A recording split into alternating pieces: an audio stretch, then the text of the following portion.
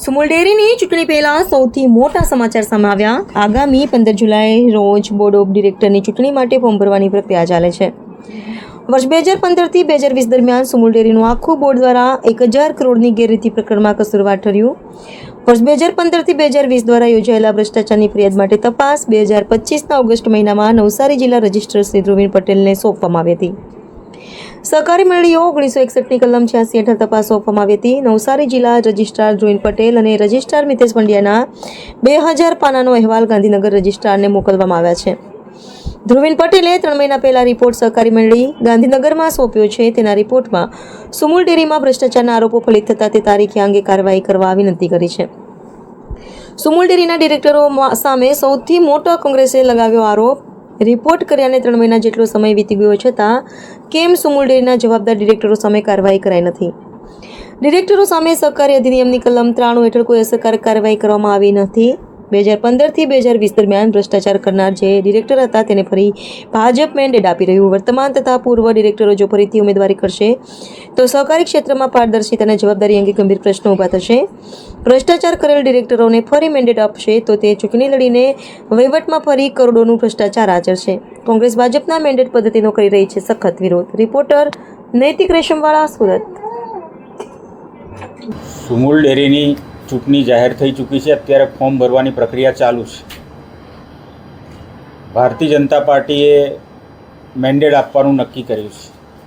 તો સુમુલ ડેરી એક સહકારી સંસ્થા છે અને તાપી અને સુરત જિલ્લાના પશુપાલકો દ્વારા અથાગ પરિશ્રમ કરીને જે દૂધ સુમુલ ડેરીને પહોંચાડવામાં આવે છે એના થકી આ સંસ્થા ચાલે છે.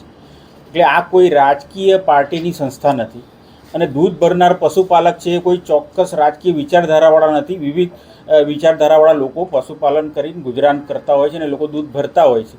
તો મેન્ડેટ ક્યારે આપવામાં આવે કે મેન્ડેટ કોઈ રાજકીય ચૂંટણી હોય, નગરપાલિકા હોય, મહાનગરપાલિકા હોય, તાલુકા પંચાયત હોય, જિલ્લા પંચાયત હોય, વિધાનસભા હોય કે લોકસભા હોય, તો એમાં તમે મેન્ડેટ આપો તો સમજી શકાય, કારણ કે એ પાર્ટીના સિમ્બોલ પર ચૂંટણી લડાતી હોય છે. પણ આ સુમુલ ડેરીની ચૂંટણી તો કોઈ પાર્ટીના સિમ્બોલ પર લડાતી નથી. તો મેન્ડેટ શાના માટે આપવામાં આવે છે? મેન્ડેટ એટલા માટે આપવામાં આવે છે કે મેન્ડેટ આપીને ડિરેક્ટરને બાંધી લેવામાં આવે અને એને ભ્રષ્ટાચાર કરવાની છૂટ આપવામાં આવે છે.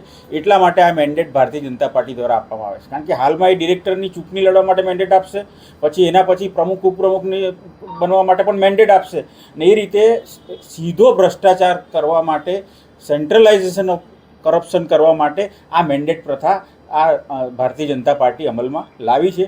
એનો અમે વિરોધ કરીએ છીએ. એટલે અમે નક્કી કર્યું છે કે જે લોકો મેન્ડેટવાળા ઉમેદવાર ચૂંટણી લડશે એને અમે કોઈ પણ ઉમેદવારને બિનહરીફ નહીં થવા દઈએ. એની સામે અમે ઉમેદવાર મૂકીશું.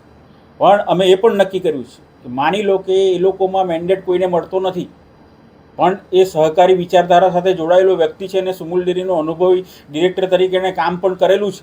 તો એવા લોકો બી અમારી પેનલમાં લડવા માગતા હશે તો અમે એને પણ એમની સાથે પણ અમે ચૂંટણી લડીશું. પણ આ મેન્ડેટ પ્રથાનો અમે એટલા માટે વિરોધ કરીએ છીએ કે આ મેન્ડેટ પ્રથા માત્ર ને માત્ર ભ્રષ્ટાચારને પ્રોત્સાહન આપવા માટે આ ભારતીય જનતા પાર્ટી દ્વારા આ સિસ્ટમ લાગુ કરવામાં આવી છે. 2.5 લાખથી વધુ પશુપાલકો ધરાવતી આ સુમુલ ડેરી છેલ્લા 10 વર્ષમાં ભારતીય જનતા પાર્ટીના મેન્ડેટ દ્વારા પ્રમુખ અને ઉપપ્રમુખે 2015થી 2025 સુધીમાં 1000 કરોડથી વધુનો ભ્રષ્ટાચાર કર્યો. એ બાબતની ફરિયાદો સ્થાનિક પશુપાલકો હોય, મંત્રી સાથે સંકળાયેલા મંત્રીના પ્રમુખો હોય અને કોંગ્રેસ પક્ષ અને અમારા જેવા સહકારી અને ખેડૂતોની સાથે સંકળાયેલા લોકોએ વારંવાર રાજ્ય સરકાર હોય, સહકાર વિભાગ હોય, આ તમામને ફરિયાદ કર્યા પછી રાજ્ય સરકારે રાજ્યના રજિસ્ટ્રારશ્રીને અને નવસારીના રજિસ્ટ્રારને કલમ 86 હેઠળ તપાસ માટેનો એક રિપોર્ટ કરવામાં આવ્યો હતો. આ 1000 પાનાના રિપોર્ટમાં જે ભ્રષ્ટાચારના મુખ્ય મુદ્દાઓ હતા કે લગભગ 25 કરોડથી વધુની જે પશુપાલકો માટેની જે લોન હતી એ લોનના મંત્રીના મુદત વીતી બાકીદાર બન્યા પછી આજે પણ એ વસૂલાત કરવામાં આવી નથી. દવાની બાબતમાં, પશુના દવાની બાબતમાં પણ મોટા પ્રમાણમાં કૌભાંડો કરવામાં આવ્યા. 5 કરોડ 4.5 કરોડની આસપાસની રકમ માંડવી ખાતે સરકારી સિંગવાઈ જમીન માટેનું જે માંગણી હતી આજે પણ મળી નથી અને એનો ઉદ્ઘાટનનો 4,40,00,000 રૂપિયાનો ખર્ચ કરી દેવામાં આવ્યો. એવી જ રીતે પશુદાણ માટેના ફેક્ટરી માટે રાજ્ય સરકારે જે 20 કરોડ રૂપિયાની જે સબસિડી આપી હતી એ સબસિડીને પણ એની સામે 17 કરોડ રૂપિયાનો ઉદ્ઘાટનનો ખર્ચ કરીને જે પ્રોજેક્ટનો જે ખર્ચ હતો 33 કરોડ એના કરતાં વધારે 133 કરોડ રૂપિયાનો ખર્ચ કરીને મોટા પ્રમાણમાં પશુપાલકોના હિતની સાથે રમત કરવામાં આવી હતી. આ સમગ્ર બાબતની તપાસનો રિપોર્ટ આજે પણ માનનીય મુખ્યમંત્રી શ્રી, સહકાર મંત્રી અને સહકાર વિભાગના ટેબલ પર પડેલો છે. તો ભારતીય જનતા પાર્ટીએ સહકારથી જે સમૃદ્ધિની વાત કરે છે એમણે પહેલાં આ જે કોણ ભ્રષ્ટાચારીઓ છે, કયા કયા જ્યારે સુમૂલનું સમગ્ર બોર આમાં સામેલ હોય અને આજે ભારતીય જનતા પાર્ટી ફરીવાર મેન્ડેટ આપે જ્યારે ચૂંટણી લડવા માગતી હોય ત્યારે આવા જ લોકોને ફરીવાર મેન્ડેટ આપીને 2.5 લાખ પશુપાલકોની સાથે રમત કરીને એના પસીનાના નાણાંનો જે દુરુપયોગ કરવા માટેની ચાલી રહ્યા છે એનો કોંગ્રેસ પક્ષ વતી અમે બધા વિરોધ કરી રહ્યા છે.